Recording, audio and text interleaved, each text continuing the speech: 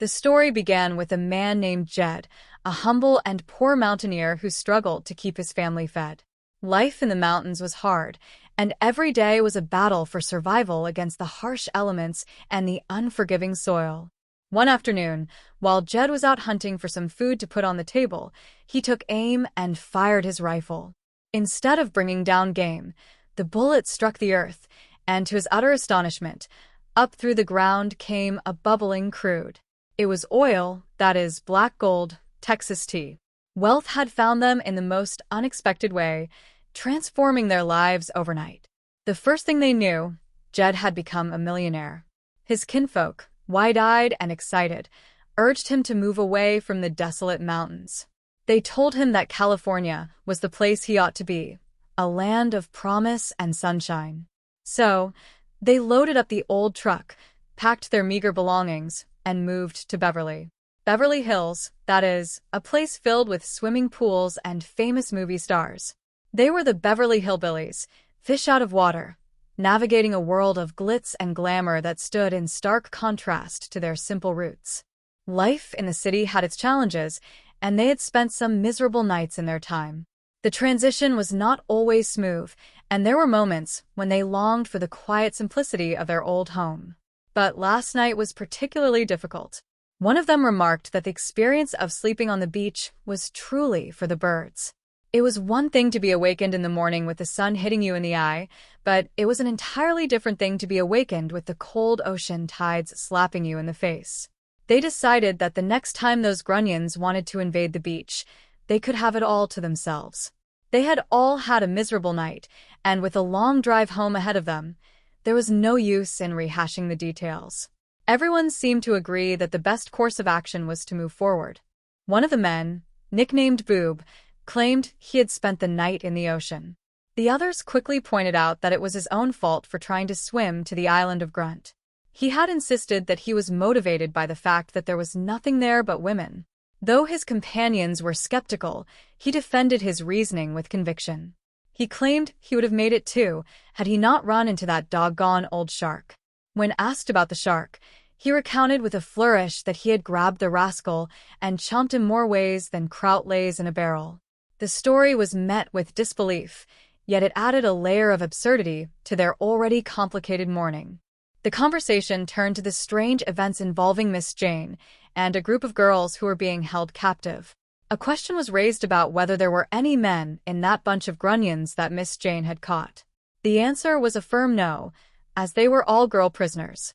They had seen them leading the group down the beach, chanting their war cry, demanding their place in the sun. It was clear that the situation was far more complex than a simple misunderstanding. The name of the island, Grunt, was chosen because it epitomized dishonesty, a mythical place invented by a banker just to trick people into keeping their money in his bank. It had worked, and now, the people were attempting to hang him with his own rope. When confronted, the banker refused to negotiate, dismissing the idea of grievances as nonsense. He claimed to be a sweetheart and a pussycat, but his actions suggested otherwise.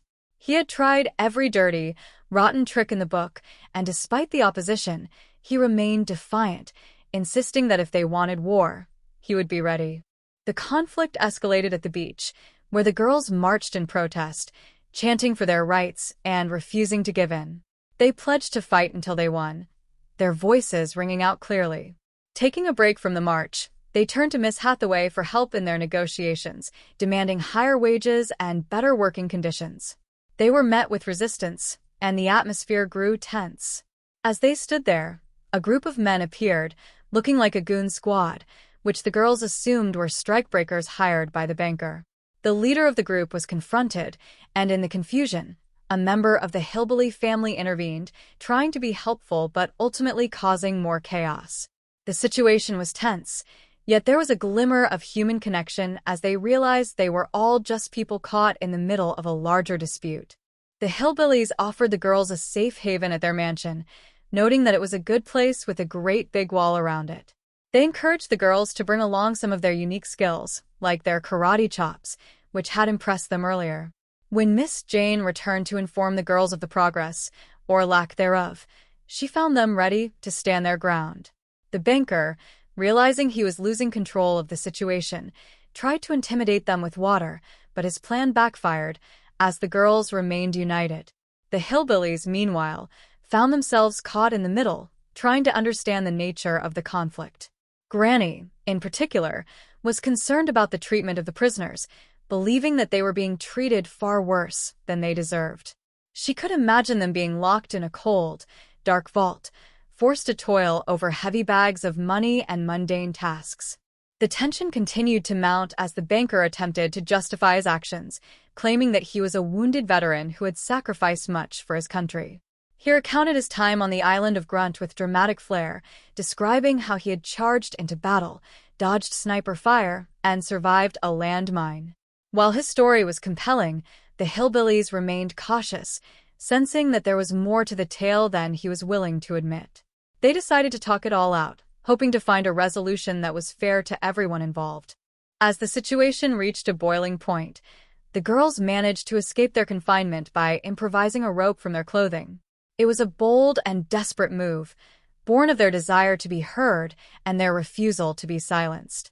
They were determined to reach the mansion and set the record straight, hoping to expose the banker for the deceiver he truly was. When they finally confronted him, the truth came out, and the power dynamic shifted in their favor. The president of the bank, witnessing the chaos, decided it was time to take action, leading to a surprising and satisfying conclusion for all involved. In the end, peace was restored, and the lessons learned were clear. It was a story of resilience, friendship, and the importance of standing up for what is right. The hillbillies, with their unique perspective and kind hearts, had played a pivotal role in bringing everyone together. They proved that even in a world of wealth and complexity, the simplest values, honesty, kindness, and compassion, were what truly mattered. As the sun set over their mansion, they reflected on the events of the day, grateful for the opportunity to have helped, and ready to welcome anyone who needed a friend. It was a testament to the power of unity and the enduring strength of the human spirit. They had found their way in a new world, and in doing so, they had made it a better place for those around them. Their story was one of hope, a reminder that no matter how difficult the circumstances, there is always a path forward if you have the courage to take it. The journey was not always easy, but it was always worth it, and they were ready for whatever tomorrow might bring. They had learned that the most precious things in life were not the gold they had discovered, but the bonds they had forged and the lives they had touched along the way. And so, with their hearts full and their spirits high, they looked toward the future with optimism, knowing that as long as they had each other, they could overcome any obstacle. The story of Jed and his kin was not just one of sudden wealth, but of character, integrity, and the enduring power of family, a beacon of light in a world that often seemed dark and uncertain.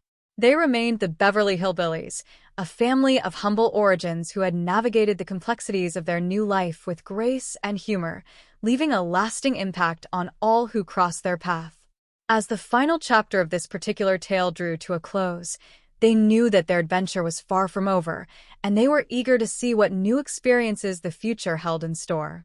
It was a life well lived, a story well told, and a memory that would remain with them forever.